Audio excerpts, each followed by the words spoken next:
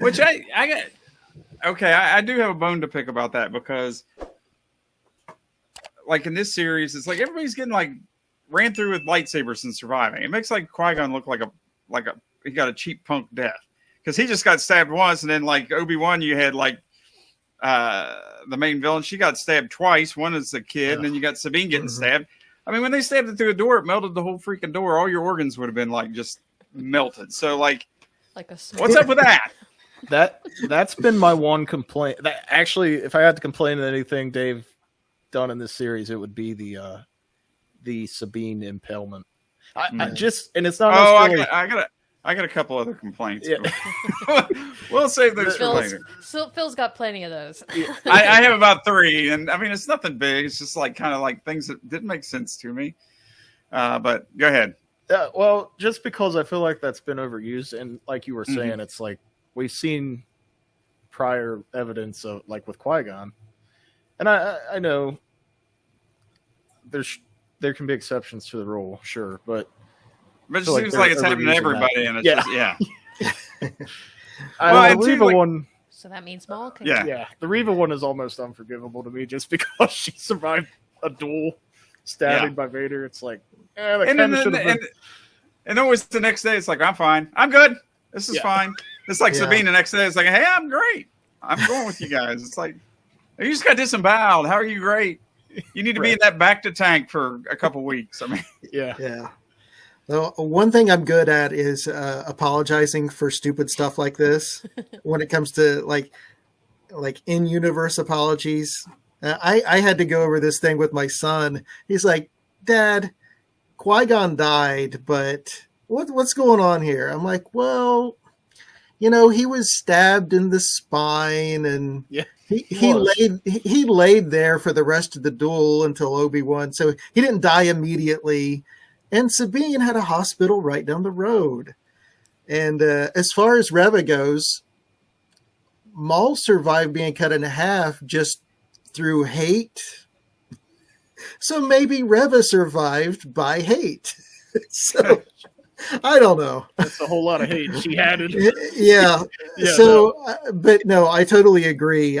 They need to stop using that. Yeah. Paging Dr. Weedy. Paging Dr. Weedy.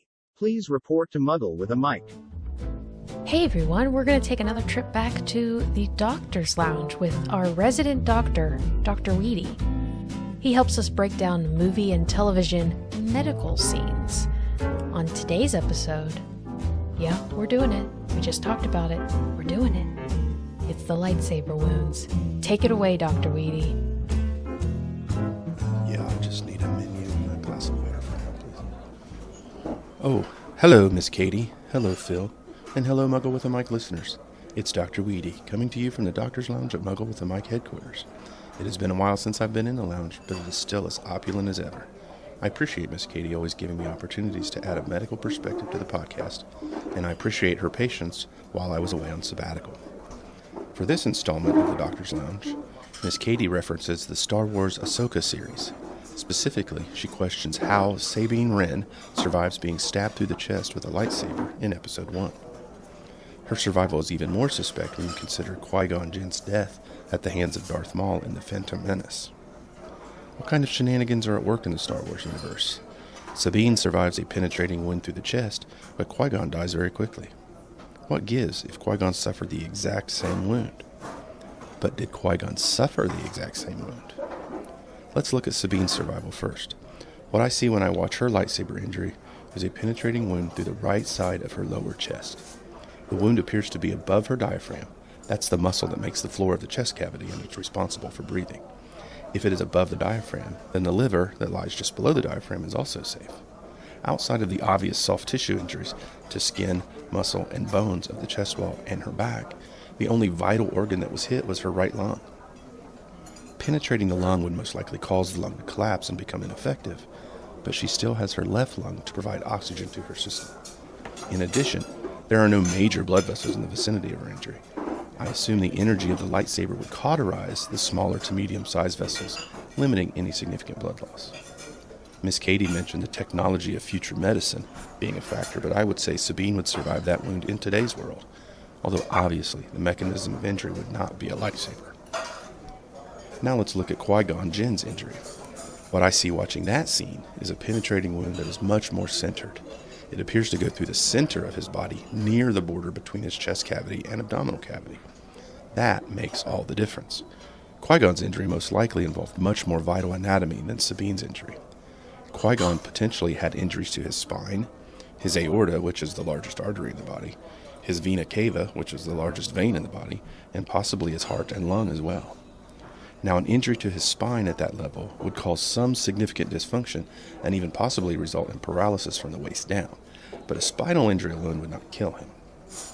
However, as I talked about earlier, right along your spine at that level of your body are the two largest blood vessels in the human body. The descending aorta, which carries oxygen-rich blood from your heart to the abdomen, kidneys, and areas of the lower body, and the vena cava, which is the largest vein that returns deoxygenated blood from the lower body to the heart. An injury to these vessels would result in an immediate loss of a large amount of blood, resulting in a rapid loss of consciousness and most likely death. But wait, Dr. Weedy, what about the cauterizing power of the lightsaber? Wouldn't that stop the blood loss? Well, maybe, but I have 3 issues with that thought. 1, those two vessels are very large, approximately an inch in diameter each, and the way they are positioned would require a very precise injury to completely cauterize both vessels. 2, the aorta carries blood under a large amount of pressure. Once again, it would take a very fortuitous injury to cauterize the aorta in a way that would withstand that pressure. And 3, even in the unlikely circumstance that they were both cauterized, you have cut off the circulation of a large amount of blood from the abdomen and lower body. This effectively reduces the blood volume, which would result in unconsciousness and eventual death, just as if the blood was lost from bleeding. Finally, it is possible Qui-Gon's wound actually penetrated the heart itself. Again, this would cause massive blood loss and would suffer the same issues with cauterization that I mentioned with the aorta, notably the large pressures involved. So I don't think Sabine's survival versus Qui-Gon's death is an issue with an inconsistency in the Star Wars universe or an indictment of Qui-Gon's fortitude. Lightsaber wounds are a lot like real estate. It's all about location, location, location. Once again, thanks Miss Katie and thanks Phil for allowing me to speak to the Muggle with a Mic listeners, and I hope to talk to you all again soon. This is Dr. Weedy, ending my shift. Remember, the opinions and contents expressed in the Muggle with a Mic Doctor's Lounge is the sole possession of Dr. Weedy, do not reflect the thoughts of Katie, Phil, or Muggle with a Mic. The contents of the Doctor's Lounge are not intended as medical advice and should not replace an actual visit with a medical professional. Any portrayal of any person's real or living is purely coincidental. Excuse me, the shish kebabs, do you serve those still on the skewer, or can I get them as a wrap or on a bed of rice?